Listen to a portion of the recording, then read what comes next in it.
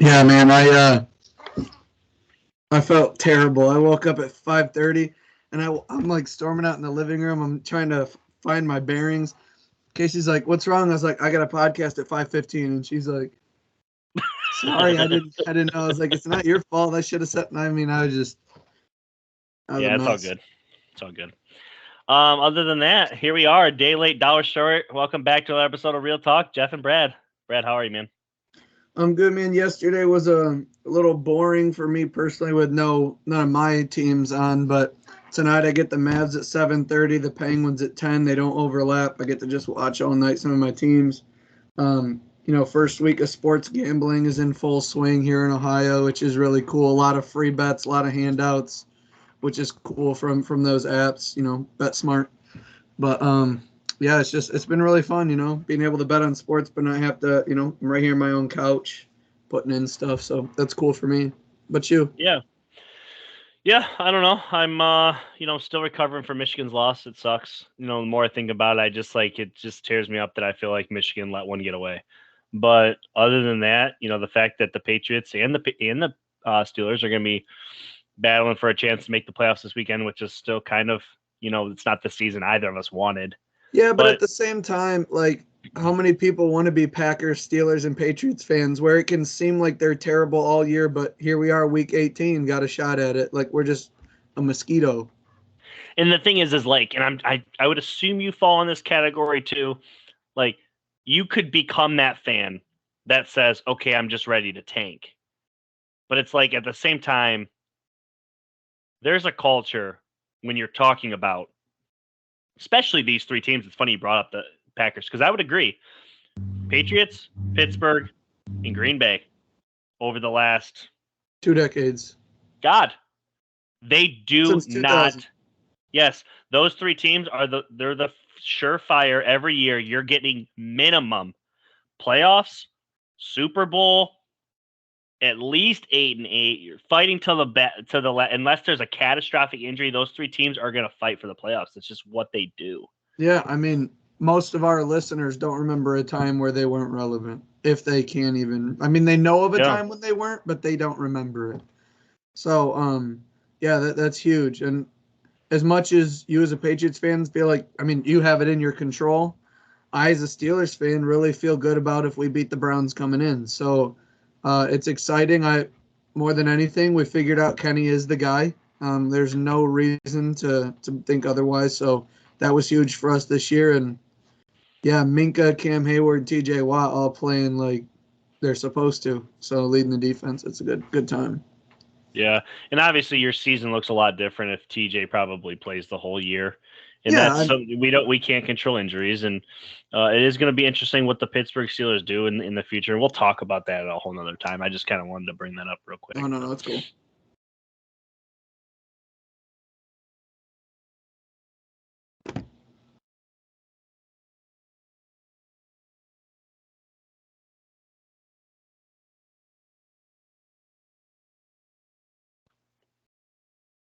All right, I lost you for a while. Just got you back, I think. Were you talking? Did you at least hear me or no?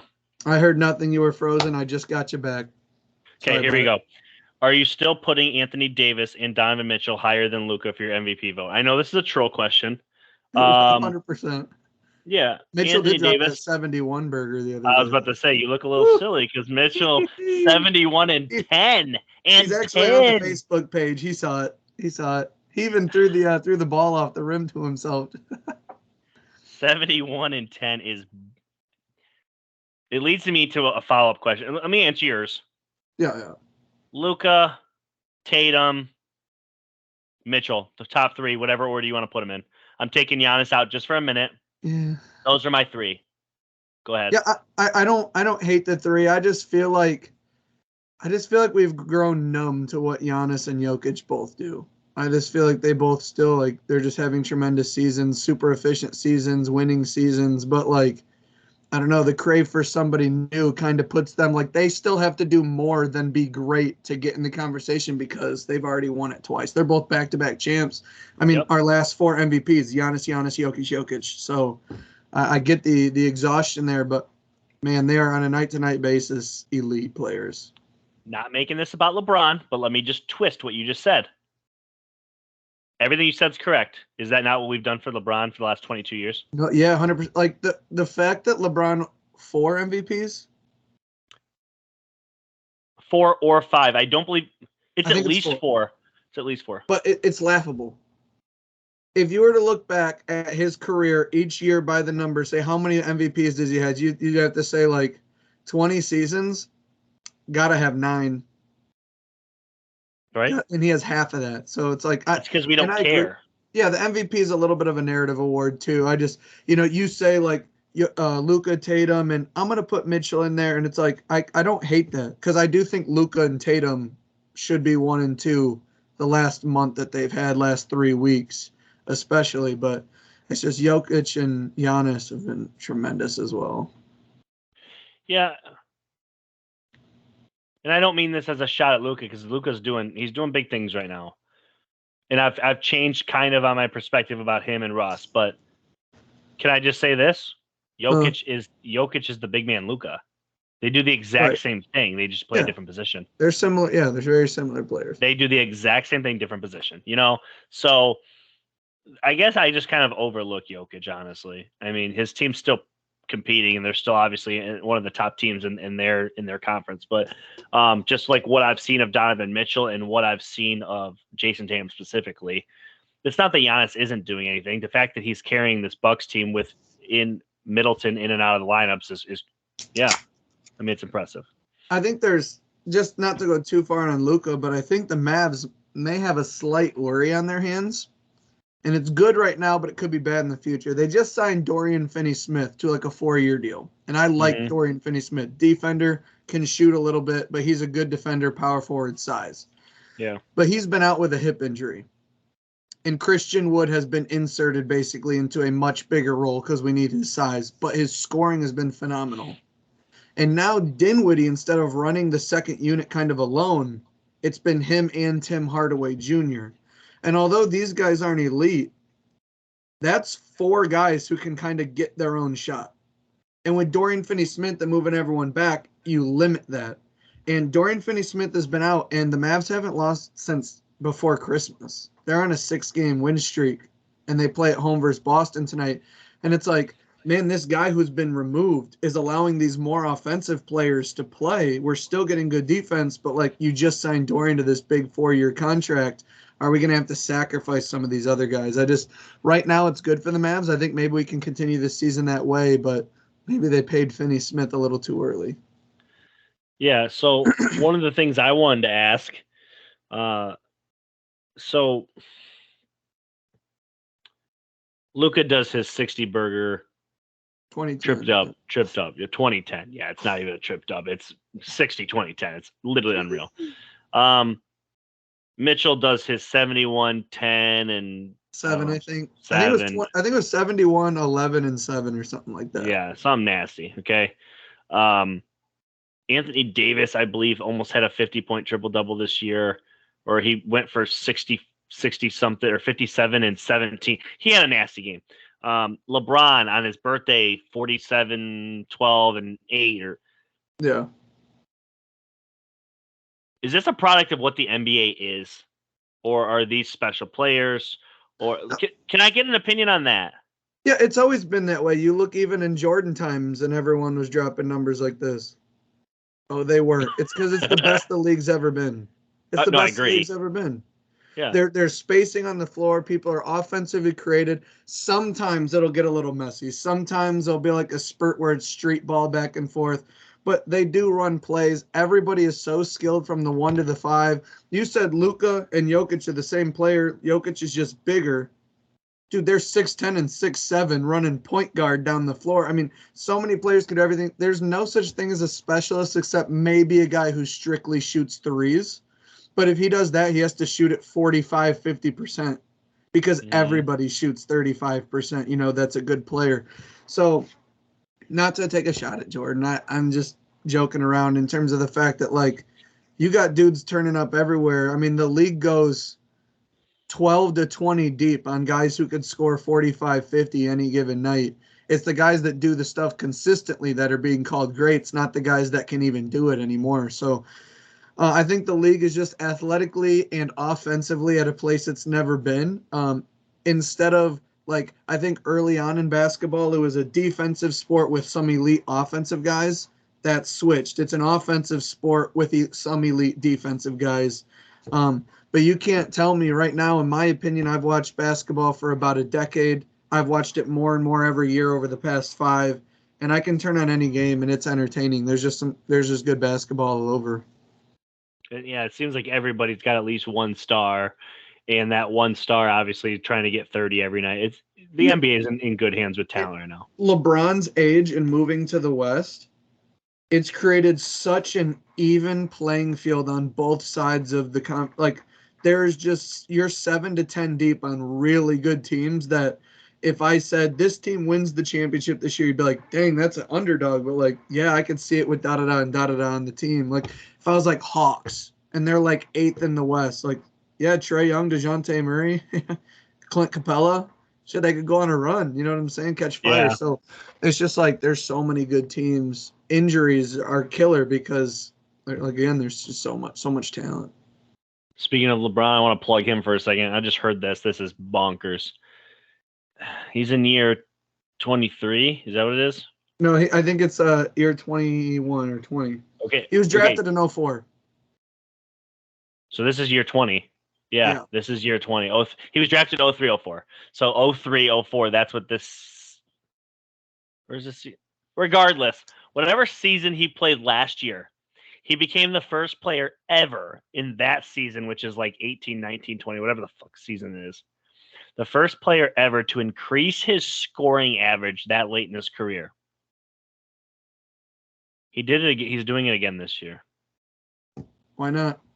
It's people don't get this, and I understand the Lakers aren't competitive. I'm pretty sure they've lost a bazillion games in a row or some crap like that, but it is something that I think is just like it's so overlooked. It's like his MVP. Funny. It's overlooked. I think it's kind of funny with like Brady and LeBron. They'll always be compared because they did it simultaneously in their own with longevity and in their own sports. One was drafted in 2001 and 03, 04. They've done it, and it's just like people right now, like their claim to the decline is their team's win-loss. Look at their numbers. It's not their fault. Like, what are we doing? Like, they're so incredible, and I just. Whether it's Messi, Ronaldo, whether it's Brady, whether it's Jordan, LeBron, I'm so done with people just hating great. Like, why can't we just enjoy LeBron? Like, it's going to be 2027. There's going to be people say, let me play it safe. It's going to be 2048. And people are going to be saying, I'm glad I can't, like Brady and LeBron are gone. I'm tired of them. It's like, man, I miss them. I'm going to miss them because it's just what they've done and how they play. And I get some people don't like LeBron off the court, but to let that dampen your image of what he does on the court is just, it's blasphemy. Question comes in from Kyle Miller.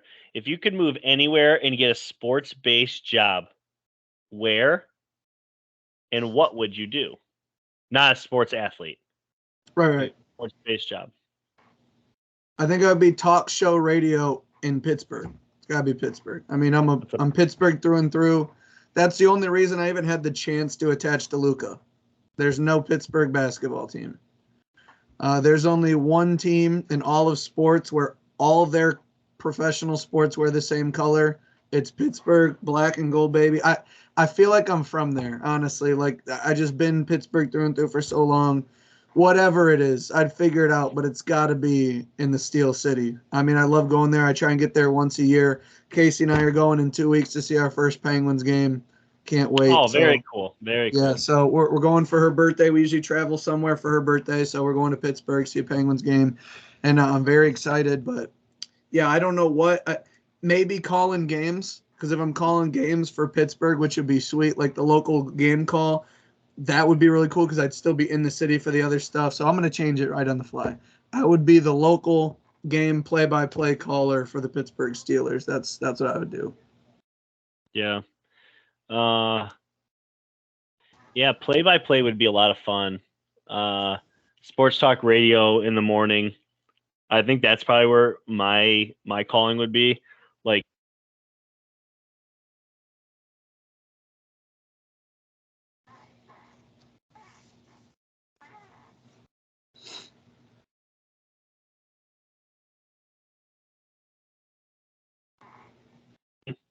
before things happen. I love talking after things happen, like what we're doing right now. Just bullshit and talking sports. That's what I like to do. I like to Predictions and debate. reactions. Yes, that is my favorite thing. And Let me focus on it while it's on. Give me a prediction. Give me a reaction. This sounds crazy, but like, I love being wrong. I love being right. It's okay to not get a sports take right. It's okay to nail a sports take. There's a little bit of both, you know. I think the one thing I've heard a lot lately, and I'll let you chime in here. It looks like you have some say, but like, we do this podcast once a week for 52 weeks. Okay, we get a lot of things right, and we're not flaunting them often. We get tons of things wrong too. It's gonna happen. Yeah. You know, the day before or the day of the Baker Mayfield debut for the Rams, I literally got on the podcast with you and said, "Do not go out there, Baker. Let your agent say no. Don't do it. You're gonna die." And what's he do? He has a great game, and obviously he's balling for the Rams. I posted that take the very next day on our Facebook page as like a humble brag. Like, listen, guys, I ain't too good for this. Like, I love talking sports, and I love making a fool of myself at times. Yeah, I love the publicity about it in terms of like, people come up to you at work and they're like, okay, I hear you're the sports guy, or you have a sports podcast, and I'm like, yeah. And the thing is like, I like it when people come up to me and they're like, dude, you whiff. Like, what were you thinking? I'm like, yeah, I know. What's the Eagles record? Like, you know what I mean? Like I just love having a platform where my opinions are documented, because my whole life, the way my friend group is, the way like our relationship thrives almost off insulting each other. That's how we build each other up, essentially. So it's like, I'm built to be okay with being wrong. I've never had a problem with that. And there is few greater things than to say, yeah, I think this is what's going to happen. And it freaking happens. Like, it's just like the best. And like I said on a podcast a day or two ago, I love when like I get a text or a Facebook message from a guy I haven't talked to in a while, and he's like, dude, your boy went off. Like, I'm the Luka guy. The Luka guy. Like, it's just like, it's cool with stuff like that. So talk show, doing this podcast is awesome, because I mean, I know it's local. We don't get paid to do it. Again, we've said it a billion times. Jeff and I get on here once or twice a week to talk sports, and if you like to listen, we appreciate it. But yeah, I mean, good question, Kyle. Put me in any booth in front of any mic with any headset and just put me in Pittsburgh. Speaking of great takes, bad takes, if you haven't yet, I tried to do my best. Check out the Best of 2022 pod. There's 8 clippings in there. Some really good stuff. Brad nails his Eagles pick in there. Also, when wild card team. What the crazy part is this best of, when I was putting this podcast together, I knew for about 14 to 10 days that I knew I wanted to get this done before the end of the year. I started listening to a back of a lot of old pods. Highly suggest going to listen. Brad and I did a reaction to Russell Wilson getting traded to the Broncos. I believe the pod was from last March. I don't have it exactly in front of me. It's just called Wilson to the Broncos. Go back and listen to the entire pod. Lots of really good predictions, bad predictions too, but lots of really good stuff in that pod specifically.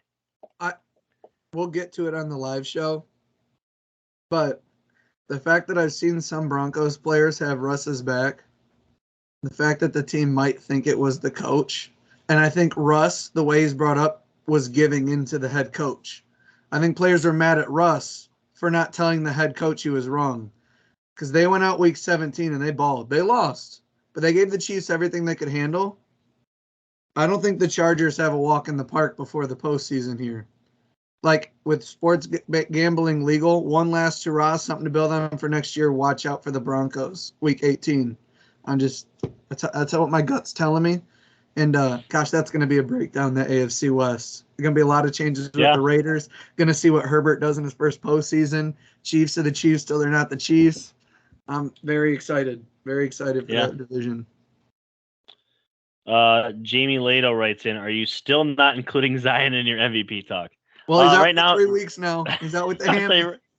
I know you wrote that a couple of days ago, but yeah, right now I'm not, because he's hurt. So Jamie, if you are listening though, he will. Your Pelicans are real. We said that before the year. They're living up to it.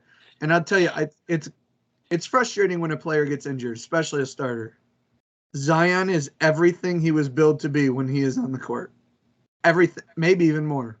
When he is on the court, he is to be feared by any and all players on offense and defense. Sucks that he's out, but man, if you have a healthy team going into the postseason, and I was listening to CJ McCollum on, I think it was with JJ Redick on his podcast, but in terms of the leadership, he was like, he went in and he's like, look, Brandon, you're trying to get me the ball so that I can get my points too. You go eat. Brandon, you go eat. I played with Dame, who scored 45 a night, and I still found a way to get mine. I'll find a way to score my points. You go be great first. And CJ really doing that. You can see the growth in Brandon Ingram. You see the 35-point nights, the offensive explosions. CJ McCollum, you see like real big heavy-duty stars go places and change organizations. I did not see a CJ McCollum having this type of impact on him, and I'm starting to think he was the soul of Portland, not Dame. I mean, this dude, Dame is the poster. I get it, and he's a dog, but like, CJ wasn't hurt. CJ was balling. CJ was Love your Pelicans, Jamie. They're a great watch. Sucks that Zion's hurt. No MVP, though, unfortunately. If he set his over-under at 0.5 for his career, though, I'll take the over. Yeah. I don't know what to say on this one. This question comes in from Shane Levens. Oh, yeah. No. Offsides in soccer should be at the feet. Okay. So this was clearly for me. I don't know if you guys watch soccer. Do you understand the offsides rule, how it works? Yes, briefly, because it happened a few different times watching the World Cup, and it was getting explained to me. First off, I don't love it. And it was explained to me, well, you could cherry pick. Okay, basketball players cherry pick. Like, what's... First, you have to have offsides. Just trust me on that one. You have to have offsides. Okay, I believe you. So I'm going to say the real rule and then simplify it. The real rule is when the ball is played by a teammate, you have to be even or in front of the last defender. The actual rule states 2 defenders, but the goalie counts. He's always in the net. So there are a few occasions where there's scrums in the box where you're like, oh, shoot, the goalie counts. So throw that out. 1 defender. You have to be even or behind. Now, when they go into that VAR and show the computer screen when the ball's played to show that they're offsides, the rule is any part of the body that can score legally. So basically from like bicep down, your arm can be offsides, but the shoulder cannot be. The head cannot be. The chest, the hips, nothing can be offsides. You see what I'm saying? The problem is, to the naked eye, that's a great rule. But with VAR, it is a joke that you can't lean. Like, your head can't be offsides, your shoulder, like you're trying to be too perfect with it. So Shane said it should be the foot. The foot should be the only thing that's measured. You can lean as far as you want, should be the foot. To what he's saying, I agree with that. I'd like to go further. The way I think it should change is, right now, any sliver, part, minuscule inch of your body that can be offsides to count as offsides should be flipped, meaning that much of your body needs to be onside. So if it's just your pinky toe or just your shoulder keeping you onside, then you're on. They've got to change it because you obviously want goals and you want offense. But to see these amazing plays called back because a dude was leaning and like half of his head was offsides while he's running, it's just, you either have to remove VAR and let it be naked eye decisions, or you need to change the offside rule to free it up a bit, because that's not the answer. And you see so many interviews, no player that's done an interview or no player that the player doing the interview knows says that they would rather have VAR. Everyone wants the human element because, you work, you score that goal, and you go to celebrate in the corner, but you got to watch the ref who's talking to his earpiece and stuff, and it gets called back because a guy's loose jersey is like his shoulder. Like, they got to change it. It's got to be changed. No VAR, or they need to manipulate this rule. I believe the goal that made it The Argentina one? 3-2, Messi's last goal. Yeah, so that was stopped for VAR. It was, but I think a lot of people who are watching soccer for the first time are like, he's offsides, it's right in the camera. Everyone who knows soccer is like, it's his arm. You can't legally score with your arm, so that can't qualify you as offsides. So there was I think that was a massive uprising by a mix of two people. One, people who just don't know the rule because they don't watch enough soccer or any. And two, people who didn't want to see Messi win the World Cup. I mean, people who watch soccer are like, guys, come on. It was also being checked because they had to make sure the ball fully crossed the goal line. So there was two things going on there, but goal stood. It was rightfully called, and Messi hoist that thing. Yeah. You asked for some debate, some arguments to be posted in here. Jared Redding, I have argued with multiple people that say Mike Evans is washed or overrated. Thoughts? Jared, love the fact that you participated. Unfortunately, it found the wrong ears because Jeff and I are lockstep. Mike Evans is a dog. Mike Evans, if it wasn't for the overpopulation of superstar receivers, maybe in a different era would be top 5. I think we would both find a way to get him in our top 10. Over 1,000 yards, 9 straight seasons. Did it in college, did it in pro, did it with multiple quarterbacks. Mike Evans is not overrated. If anything, he's underrated, and he's a top wide receiver. He just doesn't have the elite speed. He still finds a way to get deep for the deep balls, but he just doesn't have that, I'm going to look at you and just burn you. He's all hands, all body, all business, and if it's not Marshawn Lattimore, he gives it to everybody every week. Unless you're going to disagree, I think we're on the same page here. Mike Evans is a national treasure.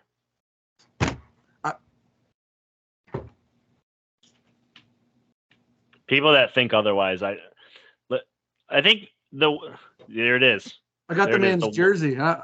The white Chris Tampa. Yeah. The thing is with Mike Evans. First off, this is going to come off because I'm a Brady homer, which I am. I'm open about it. I was a Mike Evans guy prior to Tom Brady going to Tampa. I always drafted him. He's one of my favorite receivers in the league. The dude is legitimately a national treasure. First off, he's one of the captains of the team long before Brady was there.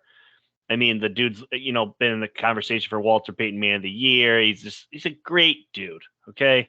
As you alluded to, Johnny Manziel, Jameis Winston, Tom Brady, whoever the hell, Evans, a dog.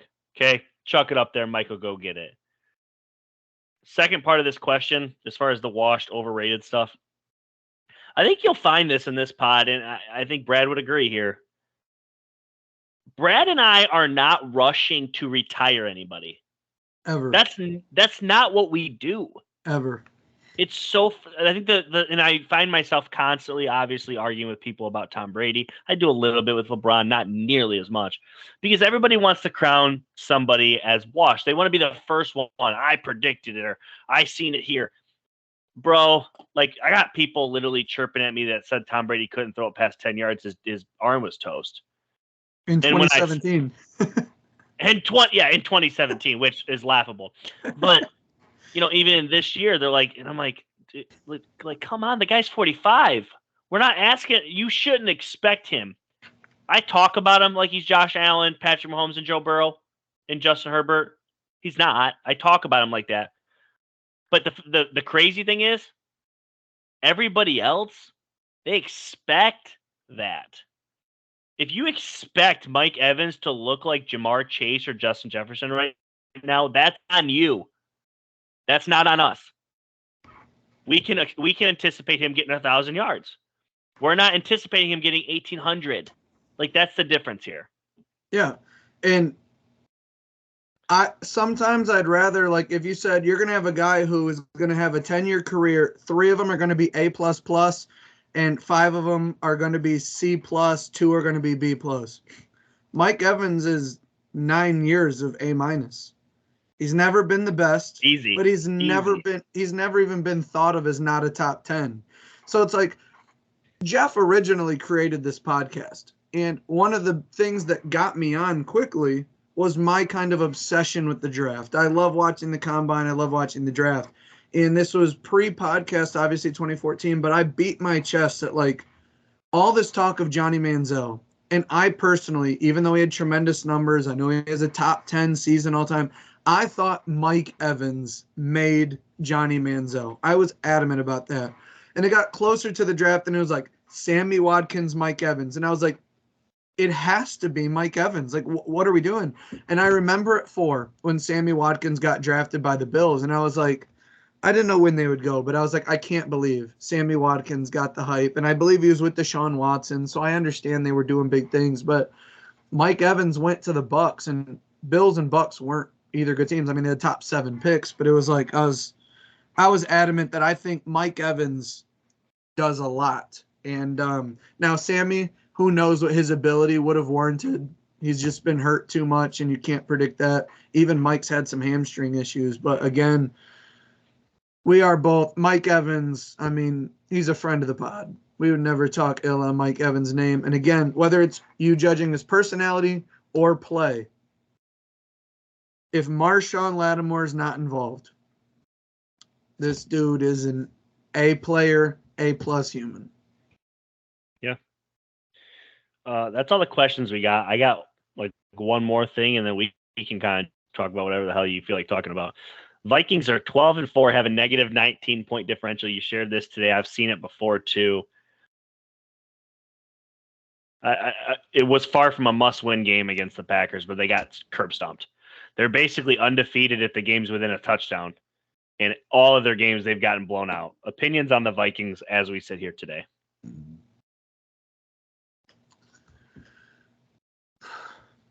They're just a big bowl of I don't know. And the way I look at it is one of the most almost for sure locks is that the Vikings are going to be the 3 seed. And the Giants cannot move from the 6. I'm taking the Giants in the first round of the playoffs. I just don't trust Kirk Cousins in primetime, and the team's been inconsistent. I look at, like, it's weird, too, because the matchup, you look at how they got where they're at in the season, and it's like the Vikings have won all these close games, and the Giants have these fourth quarter comeback close wins. Like, they've kind of won with the same recipe. Vikings have won more.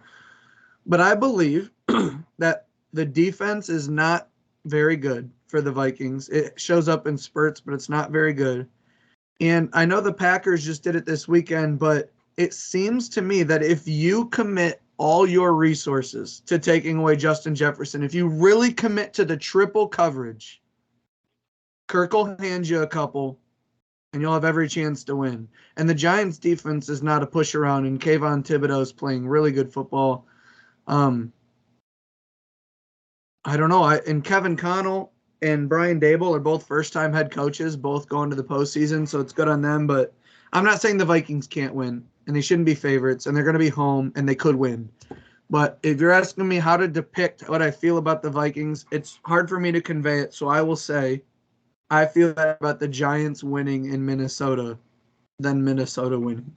I think when you look at the Cowboys, Eagles, 49ers, they have to pray that those teams all take them out, and they only have to play one of those 3 because the Vikings can't beat 2 of the 3. They may not be able to beat 1 of the 3. I loved regular season Vikings.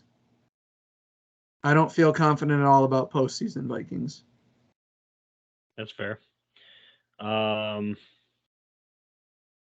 there's no. Oh, we were just talking about Mike Evans. He explodes for a massive day. Tom Brady as well.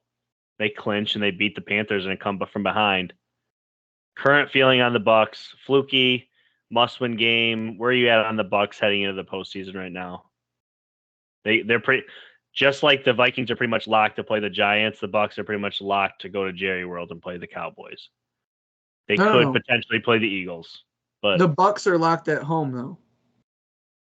They're the 4th. Oh, that's right. Sorry, my apologies. Okay. They're locked at home. Eagles or Cowboys. I would say, let me get through the whole thing real quick, but the way I feel about the Vikings regular season to postseason, it is the exact opposite of how I feel about the Bucs. Have to believe in them in the postseason. The difference there is they are playing an elite team, whether it's the Cowboys or the Eagles. I think I think the Eagles will get it done. We'll talk more about that live show. However, Dak's just been turning the ball over too much. If the Cowboys are the 5 seed, I like the Bucks. I think their offense is getting going. If it wasn't for a Chris Godwin fumble, I think that game could have been busted wide open. The defense isn't as we think they're bad because they're not the Bucks defense of the past 2 years, which is like you're not doing anything. But this is a 8th, 10th best defense in the NFL. Mike Evans and Tom Brady have found their stride. Chris Godwin's fully healthy. Julio Jones will show up one quarter, and that might be all they need. That's all they needed from Gronk. One quarter, give us a 2-touchdown quarter. I think Julio Jones has that. The offensive line is playing okay. Leonard Fournette needs to run a little bit meaner, but he's getting plenty of action out of the backfield. Listen, it was about 2016 when I threw in the towel on betting against Brady in the postseason. If they lose, I'll figure it out accordingly. But this Bucks team, we always say in hindsight, like looking back on years, it's, oh man, it was all about the team that got hot at the right time. We can't be oblivious to see it when we're watching it live. And the 49ers and Bucks are pretty, I think they're teams that have found their way and they're on their way. So for what it is, the NFC is loaded. Because if the Bucks do get it together, your top 5 seeds, you're looking at like Eagles, 49ers, Vikings, Tampa, Cowboys. And then, sorry, hottest teams, when the Packers crush the Lions this weekend and get the 7th seed, they've won what, 6 in a row?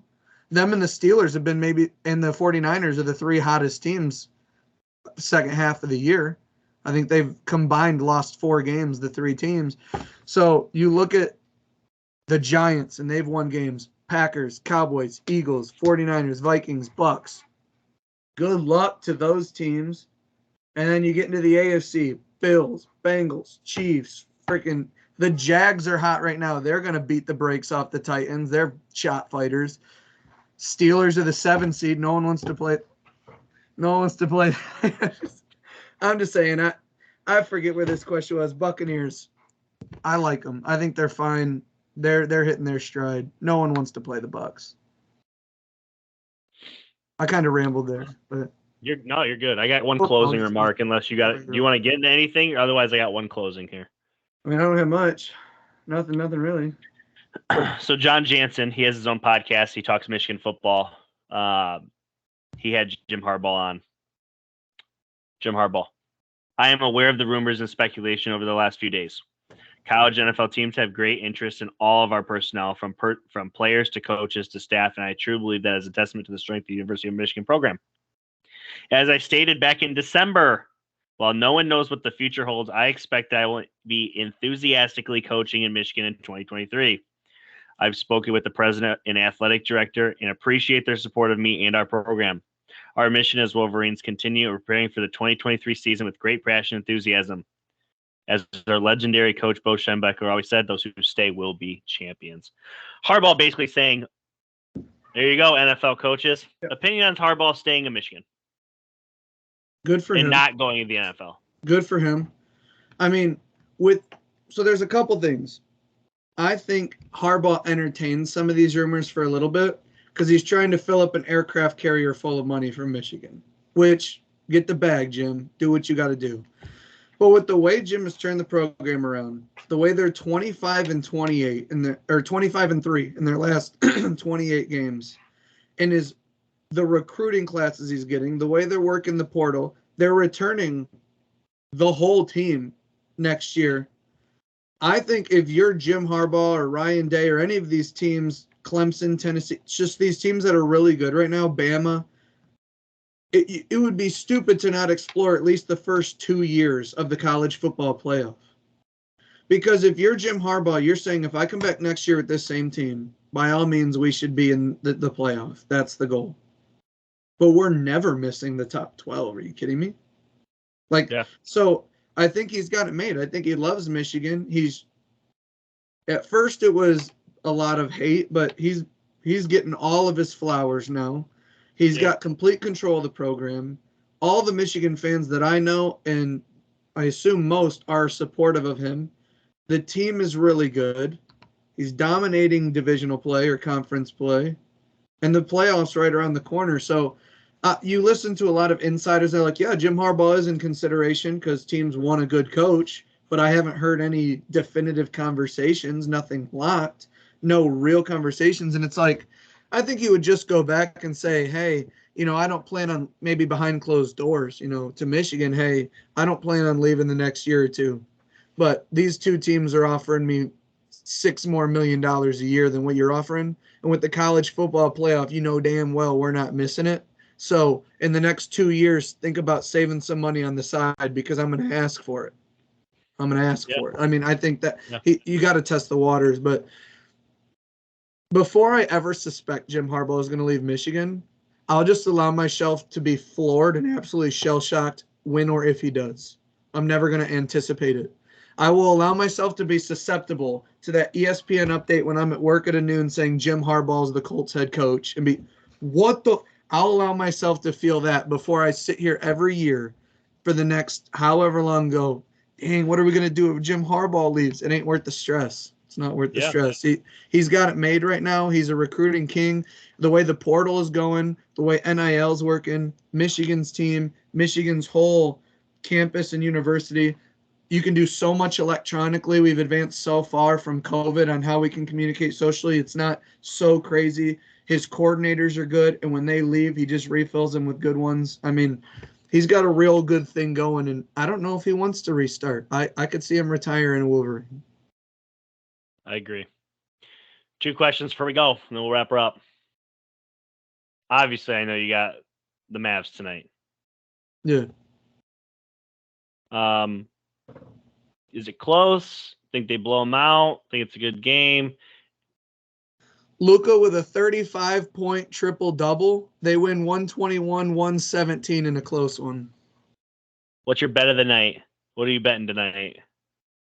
So for those of you who don't know, or maybe you do it too, I'm very big into round robins. So I bet a lot of things. But I can give 2 locks. I like Grizzlies on the spread. And I like the Boston Bruins to win in regulation tonight. For those of you who bet hockey, maybe you do, maybe you don't, maybe you want to start, I just recommend this. It'll burn you sometimes, sure, but you can increase your odds heavily. When you look at hockey, you have a money line bet. That means that team to win. They can win in regulation, the overtime period, or shootout. I don't really think hockey goes into overtime all that much. If you hit more, there is a 60-minute push option where you can bet either team to win or tie becomes an option, meaning there will be overtime. So if you think a team's going to win, you just bet them to win in regulation, and it will boost your payout pretty high. And then you can say, well, if they go into overtime, it is what it is. But the amount of payout, most of the time, I find that when my teams hit, it's not because they went to overtime to win. So I think it's a smarter way to bet hockey. You don't have to bet the spread. You just bet them to win in regulation. It'll boost your payouts. All right. I got to run. Example, Go ahead. I think Bruins are minus 142 on the money line to win in regulation or plus 100. Oh. That's a pretty big jump. Pretty big jump to just say avoid overtime. So yeah. That's how I feel. I got to run. You got a Celtics game to go catch? Yes, sir, dude. I'm excited. Mavs game. But we'll see you back next time. Real talk. Real talk.